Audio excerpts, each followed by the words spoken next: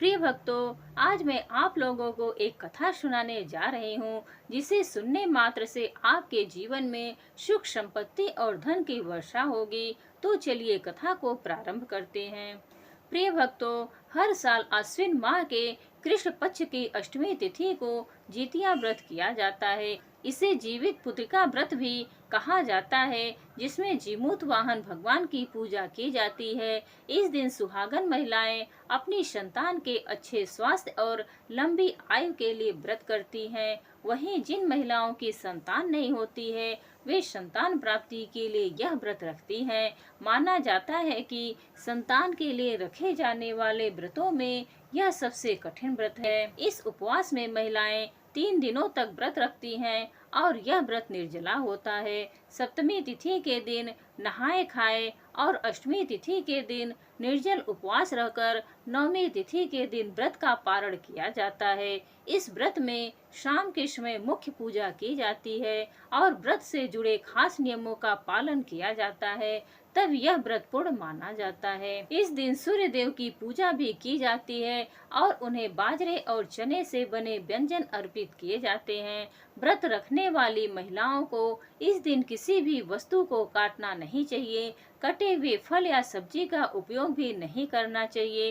किसी भी तरह की जीव हत्या करना पाप माना जाता है और व्रती महिलाओं को इस दिन चाकू, कैंची आदि का इस्तेमाल भी नहीं करना चाहिए। इस व्रत को रखने से पहले नोनी का साग खाने की भी परंपरा है। ऐसा कहा जाता है कि नोनी में कैल्शियम और आयरन भरपूर मात्रा में पाया जाता है, जिससे व्यक्ति के शरीर में पोषक तत्वों की कमी नहीं होती है। व्रत के पारण के बाद महिलाएं पूजा में अर्पित किया हुआ लाल या पीले रंग का धागा गले में पहनती हैं और इसके बाद कोई शुभ दिन देखकर इसे उतार लिया जाता है। जीमूत वाहन भगवान की पूजा में सरसों का तेल और खल चढ़ाया जाता है और व्रत के पारण के बाद तेल बच्चों के सिर पर लगाया जाता है। माना जाता है कि यह भगवान का आशीर्वाद होता है। पौराणिक मान्यता है कि इस व्रत को जो भी माँ करती है, उसे कभी भी अपनी संतान के वियोग का सामना नहीं करना पड़ता है। उनकी संतान को लंबी उम्र और जीवन भर किसी भी दुख और तकलीफ से सुरक्षा मिलती है। इस दिन गंधर्व राजकुमार जीमूत वाहन जी की पूजा की जाती है। महाभारत युद्ध के समय अपने पिता की मृत्यु के बाद अश्वत्थामा बहुत नाराज हुए और क्रोध में पांडवों के शिविर में घुस गए। शिविर के अंदर उस समय 5 लोग सो रहे थे। अश्वत्थामा को लगा कि वे 5 पांडव हैं और अपने पिता की मृत्यु का बदला लेने के लिए उन्होंने उन 5 को मार डाला। दरअसल वे द्रौपदी जी के 5 संतानें थी। इस बात की सूचना जब अर्जुन को मिली तो उन्होंने अश्वत्थामा को बंदी बनाकर उनकी दिव्य मणि छीन ली। अब अश्वत्थामा को और भी अधिक क्रोध आ गया। उन्होंने बदला लेने के लिए अभिमन्यु की पत्नी उत्तरा के गर्भ में पल रहे बच्चे को गर्भ में ही नष्ट कर डाला। भगवान श्री कृष्ण ने तब अपने सभी पुण्य का फल उत्तरा की उस अजन्मी संतान को देकर उसे फिर से जीवित कर दिया। मरकर पुनः जीवित होने के कारण उस बच्चे का नाम जीमूत वाहन रखा गया। तभी से जीमूत वाहन का व्रत रखने की मान्यता है। बेटा हो या बेटी, आप अपनी संतान के लिए इस व्रत को रख सकती हैं। व्रत के दिन प्रातः काल उठकर स्नान आदि से निवृत्त होने के बाद सूर्य देव की उपासना करनी चाहिए। घर के मंदिर में एक चौकी रखकर उस पर लाल रंग का वस्त्र बिछाकर उसके ऊपर थाली रखकर सूर्य नारायण की प्रतिमा रखकर उन्हें दूध से स्नान कराएं, धूप दीप जलाएं, धूप दीप अर्पित करें और भोग लगाने के साथ ही आरती करें। इस दिन गाय के गोबर से सियारिन और चील की मूर्ति बनाकर उनकी पूजा की जाती है। कुशा से बनी हुई जीमूत वाहन भगवान की पूजा की जाती है। उन्हें धूप दीप अक्षत पुष्प अर्पित किए जाते हैं। व्रत की कथा पढ़ने और सुनने के बाद अंत में आरती करके क्षमा याचना की जाती है। अगले दिन व्रत का पारण करने के बाद जरूरतमंद लोगों को दान दिया जाता है। बहुत समय पहले की बात है, एक गांव में एक गरीब परिवार रहता था। उस परिवार में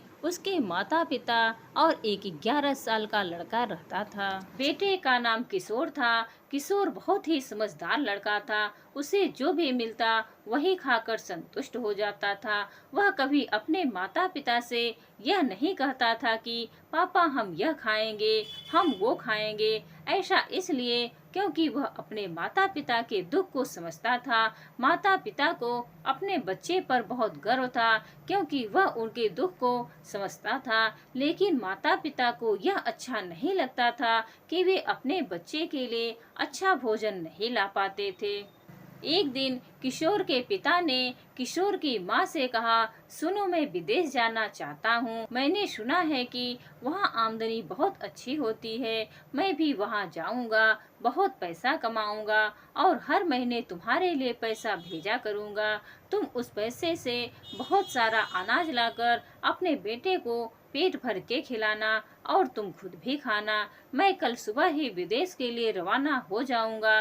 तुम अपना और किशोर का ध्यान रखना।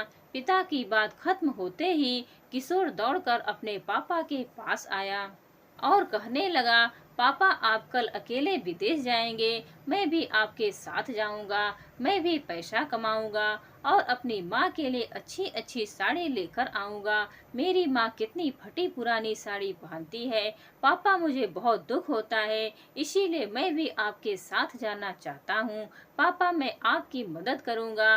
पापा मैं आपके साथ मिलकर काम करूंगा। आप भी मुझे साथ ले चलिए। पिता ने बहुत समझाया, बेटा तुम अभी बहुत छोटे हो, तुम कैसे काम कर पाओगे। बेटा तुम माँ के साथ रहो और उनका ख्याल रखो। लेकिन बेटा जिद करने लगा, नहीं पापा मैं आपके साथ जाऊंगा। हम दोनों मिलकर काम करेंगे और ढेर सारा पैसा कमाएंगे।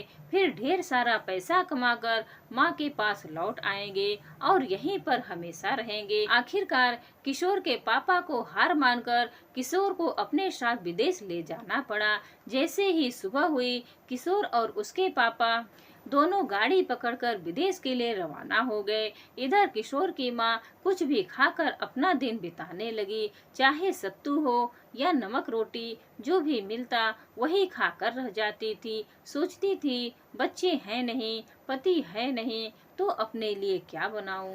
इसीलिए जो मिलता वही खाकर रह जाती थी। उधर विदेश में किशोर के पापा को एक अच्छे कारखाने में काम मिल गया। वहीं पर बाप बेटा दोनों काम करने लगे। उन्हें अच्छा खासा पैसा भी मिलने लगा और भोजन भी खाने लगे। किशोर के पापा हर महीने किशोर की माँ के पास पैसा भेजा करते थे। इसी तरह से दिन बीतने लगे। एक दिन गांव की एक पड़ोसन किशोर की माँ के घर के बाहर खड़ी होकर बुलाने लगी, बहन ओ बहन। किशोर की माँ बाहर आकर बोली, क्या बात है बहन, मुझे क्यों बुला रही हो। तब पड़ोसन ने कहा, बहन जितिया का व्रत आ रहा है, कल नहाए खाए है, परसों जितिया व्रत है, तुम करोगी ना। किशोर की माँ ने पूछा, जितिया व्रत करने से क्या होता है। तब पड़ोसन ने कहा, तुमको नहीं पता जितिया व्रत करने से क्या होता है। जितिया व्रत पुत्र की लंबी आयु और उनकी सलामती के लिए रखा जाता है।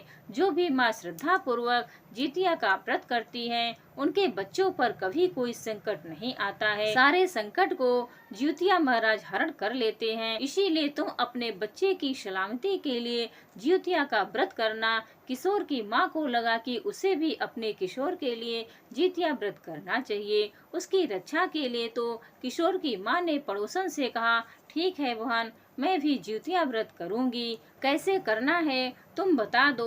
तब पड़ोसन ने जितिया व्रत के नियम बता दिए कि पहला दिन नहाए खाए होता है, दूसरे दिन निर्जला व्रत रखा जाता है, उस दिन एक बूंद पानी भी नहीं पिया जाता है, और तीसरे दिन पारण किया जाता है। पारण में बासी भोजन नहीं खाना चाहिए, गर्म गर्म भोजन से पारण किया जाता है। इतना कहकर वह अपने घर चली गई। किशोर की माँ ने सोचा कि कल जितिया का नहाए खाए का दिन है, इसीलिए वह भी बाजार चली जाती है। किशोर के पापा ने थोड़े पैसे भेजे थे, उन पैसों को लेकर वह बाजार गई और कुछ सब्जी और मरवा का आटा लेकर अपने घर लौट आई। नहाए खाए के दिन किशोर की माँ ने घर की साफ सफाई बहुत अच्छे से करती है और स्नान करके सबसे पहले मरवा की रोटी बनाकर उसी से व्रत की शुरुआत करती है। जब शाम होती है तो वह सारी सब्जियां मिलाकर सब्जी दाल चावल रोटी पकाती है और भगवान के लिए सारा भोजन में से थोड़ा थोड़ा अलग करके रख देती है और जो बचता है उसे स्वयं खा लेती है। अब तो कल निर्जला व्रत था। रात के 3 बजे किशन की माँ ने सारा भोजन लेकर जीमूत वाहन को प्रणाम किया और माफी मांगी। भगवान, अगर मुझसे कोई गलती हो गई हो तो मुझे माफ करना। इतना कहकर वह वापस घर आकर सो गई। सुबह उठकर घर की साफ सफाई करने के बाद आंगन में बैठ गई। गर्मी का दिन था, बहुत गर्मी लग रही थी, इसीलिए किशोर की माँ आंगन में बैठी थी। घर में कोई नहीं था जिससे बातें कर सके। बेचारी आंगन में अकेली ही बैठी थी। तभी उसकी नजर बाहर के बड़े पीपल के पेड़ पर पड़ी। उसने सोचा, क्यों न उस पीपल के पेड़ की छांव में जाकर बैठ जाऊं, वहां पर ठंडी हवा आ रही होगी। यह सोचकर किशोर की माँ पीपल के पेड़ के नीचे जाकर खड़ी हो गई। वहां पर तेज हवा चल रही थी, बहुत ही प्यारी प्यारी हवा आ रही थी। किशोर की माँ को बहुत आराम मिल रहा था, लेकिन अचानक हवा का बहाव तेज हो गया और पीपल की टहनियाँ धीरे धीरे किशोर की माँ को छूने लगी। हवा से हिलती हुई पीपल की टहनियाँ किशोर की माँ को छूने लगी तो उसने बिना सोचे समझे 5 टहनियाँ तोड़ दी। अब क्या होता है, इधर माँ ने पीपल की टहनियाँ तोड़ी और उधर बेटा किशोर की हालत बुरी हो गई।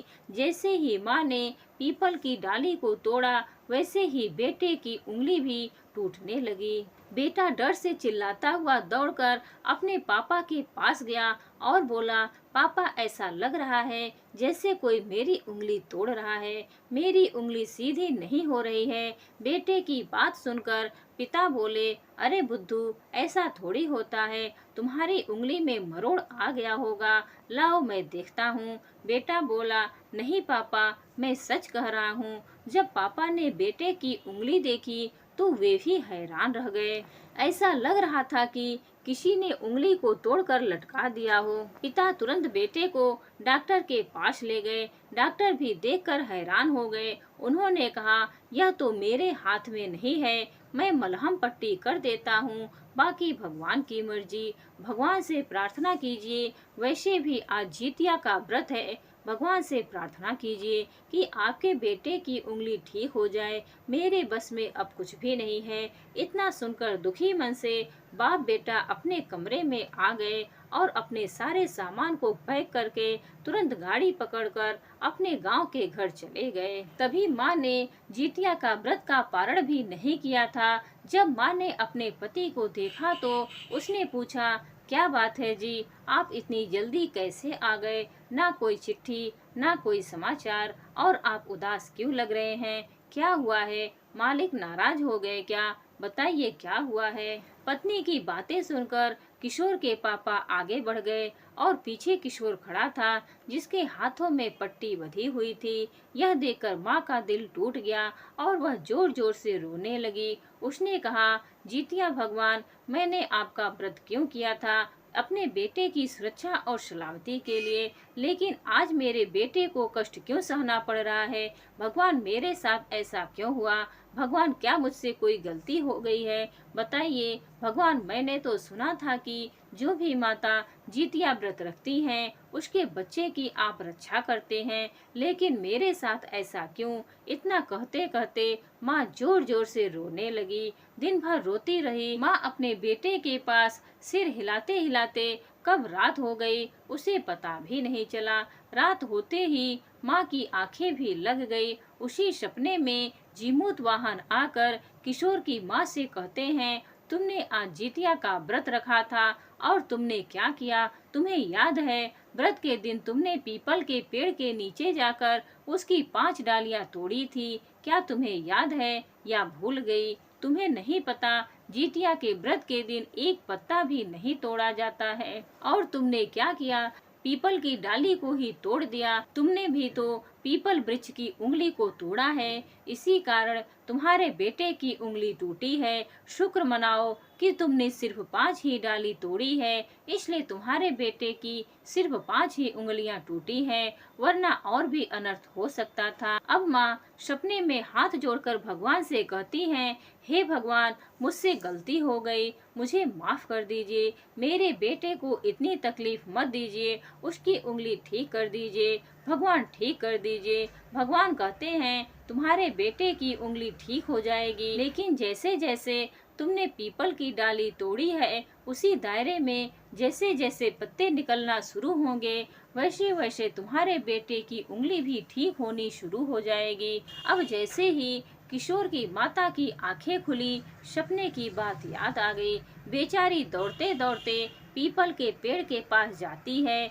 और देखती है कि पीपल के पेड़ की 5 डालियां तोड़ दी है। उसने सोचा, मैंने बहुत बड़ी गलती की है। किशोर की माँ वहीं पर पीपल के पेड़ के नीचे सिर झुकाकर माफी मांगती है और अपने घर लौट आती है। हर सुबह वह पीपल के पेड़ के पास एक बार जरूर जाती थी, यह देखने कि पेड़ की टहनियों के पत्ते निकले या नहीं। इसी तरह समय बीतने लगा और वह एक दिन भी आ गया जब उसी टहनी से छोटे छोटे पत्ते निकलने लगे। माता बहुत खुश हो गई। ऐसे करते करते 1 साल बीत गया। अगले साल का जितिया का व्रत भी आ गया। अब तो माता फिर इस साल भी नियम पूर्वक श्रद्धा और भक्ति के साथ जितिया का व्रत रखती हैं और जितिया व्रत के दिन निर्जला उपवास करती हैं। सुबह के समय करीब 3 बजे जीमूत वाहन भगवान को भोजन देकर फिर से अपने कमरे में बेटे के बगल में सो जाती हैं।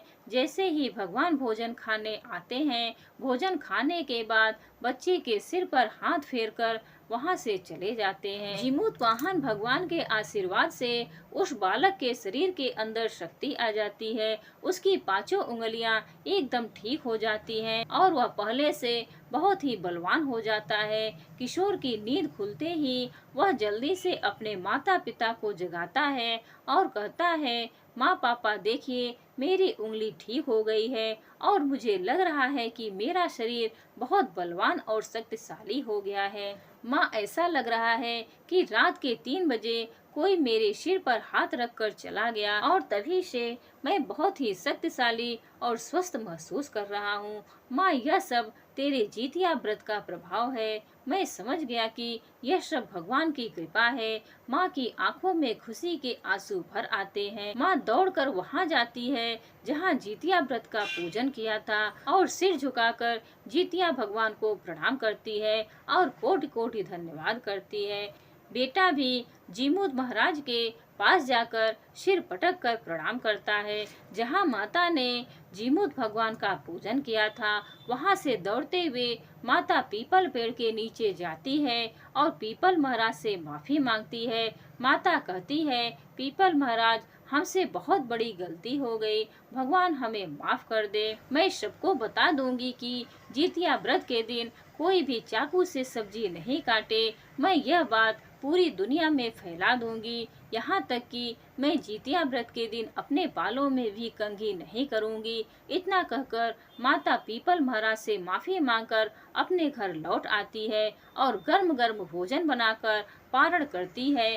पीपल महाराज की कृपा से उनका बेटा स्वस्थ और बलवान हो जाता है। साथ ही उनके घर में जितिया महाराज ने धन धान्य का भंडार भी भर दिया।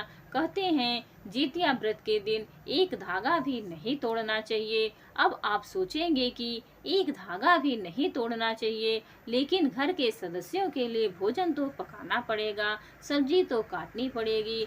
अगर आपके घर में कोई ऐसा है जो जितिया का व्रत नहीं कर रहा है, तो उनसे सब्जी कटवा लीजिए। अगर घर में कोई नहीं है तो पड़ोस से मदद मांग सकते हैं। जितिया व्रत के दिन खुद से सब्जी ना काटें, बालों में कंघी ना करें और एक धागा भी ना तोड़ें। इस बात का ध्यान रखें और इस जानकारी को ज्यादा से ज्यादा लोगों तक पहुंचाएं, ताकि सभी को जितिया व्रत की जानकारी मिल सके। जितना प्रचार करेंगे उतनी ही जितिया महाराज की कृपा बरसेगी। कहते हैं कि भला करो तो भला होता है। इस जानकारी को शेयर करेंगे तो बहुत लोगों का भला होगा। और सभी लोग आपको दुआ देंगे, जिससे आपका भी भला होगा। प्रिय भक्तों, उम्मीद है आज की यह जानकारी आप सभी को अच्छी लगी होगी। हर हर महादेव।